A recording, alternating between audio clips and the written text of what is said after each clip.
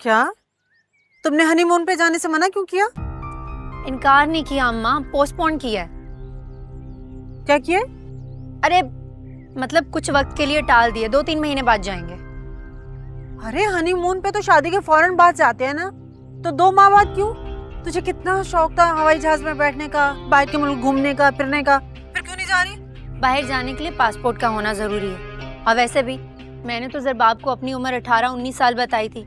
अरे वो जब बख्तियार ने तुम्हारा शनाख्ती कार्ड बनवाया था ना, उसमें कम उम्र लग पाई थी। अगर कहती है तो पासपोर्ट पे भी करवा देते, कौन सा मुश्किल काम है? वाकई ऐसा हो सकता है क्या?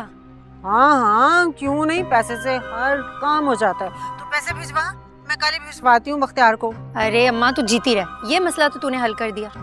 अब जल्दी से उस मुसीबत का मसला भी हल कर दे, वो उजाला का, उसकी शादी का क्या किया तूने? अरे मैंने कह दिया बख्तियार से कि इस लड़की को मैं मजीद बर्दाश्त नहीं कर सकती, जल्द से जल्द इसके हाथ पीले कर दो। और 1-2 रिश्ते करने वालियों को भी कह दिया मैंने। तो फिर क्या बोला भाई ने? क्या कहना था?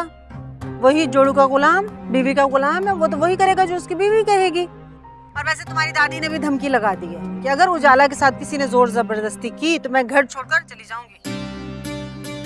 कोई जरूरत नहीं उसकी धमकियों में आने की, और जाने दो उस बुढ़िया को, तुझे क्या जरूरत पड़ी उसे रोकने की? दिमाग ठीक है तुम्हारा?